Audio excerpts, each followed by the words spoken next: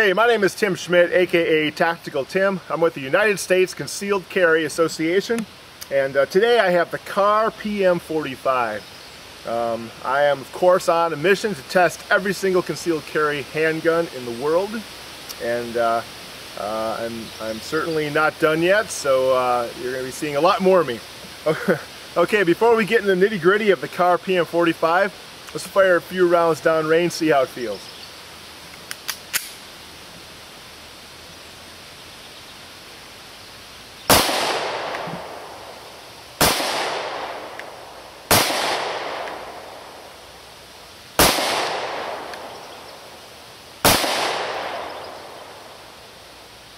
Huh.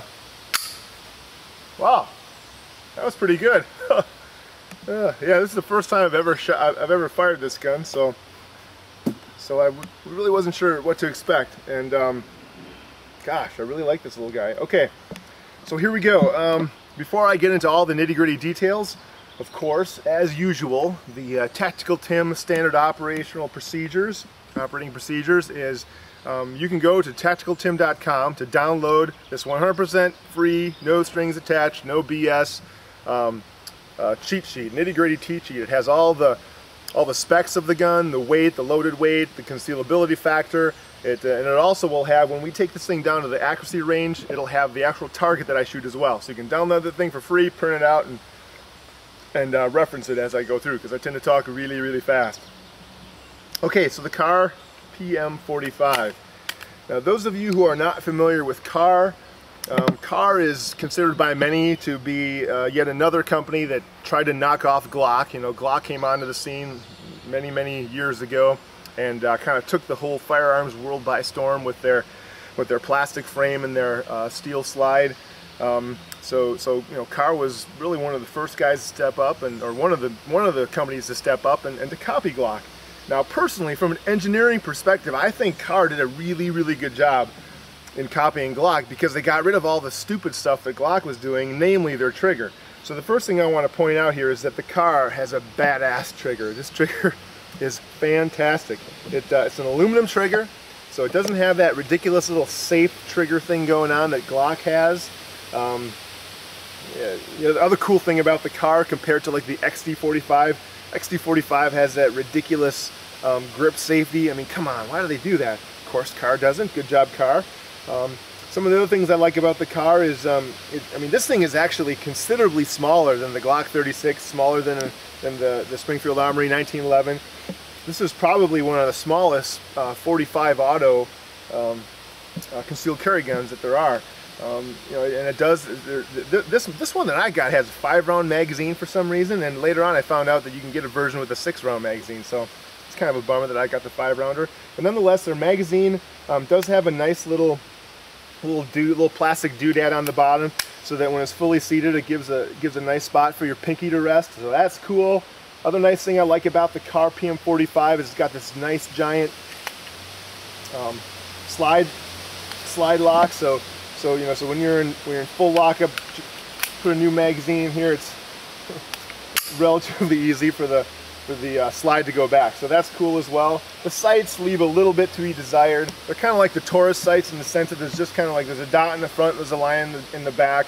Not almost kind of like a combination of a 3-dot and an express sight, but you don't have the benefit of the nice wide V in the back of the express sight. So yeah, I would say that that's kind of one of the downsides.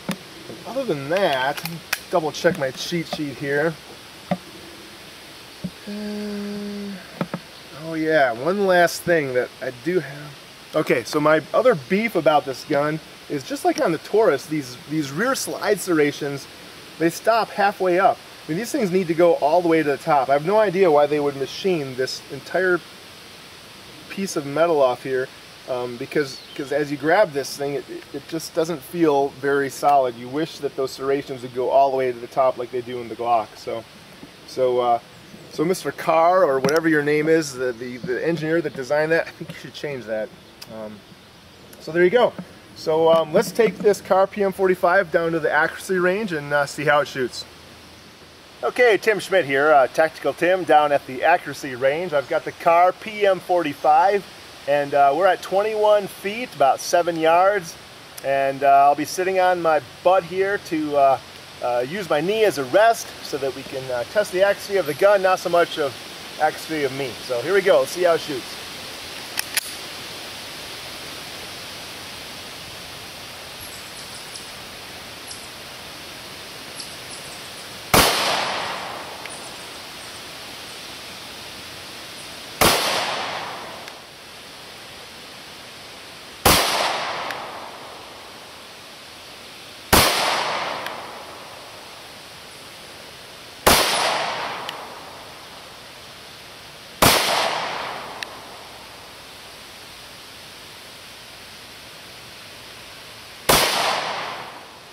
Okay, we're back here at the upper range. Just got done shooting this on the accuracy range, and as you can tell from the target, you know, this gun shoots just fine. Nice little decent sized group at 21 feet. Of course, that's off the, not so much the bench rest, but the Tim Schmidt knee rest. Don't forget, guys, you can go to tacticaltim.com to download the free information sheet that I do about all these guns, and that also includes the target that I just shot as well, so you can actually check that target out and inspect it. tacticaltim.com. So just in a recap, I mean, gosh, you know, the PM45 is I didn't think I was gonna like this gun quite this much. You know, I still have the beef about the slide. You know, that needs to get fixed. I would probably, if I were this gonna be my main carry gun, I would change these sights to express sights. That's just the one. That's just because those are the sights that I like.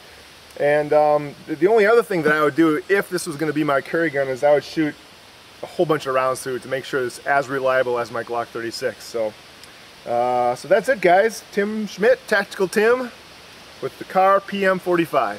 Take care and stay safe.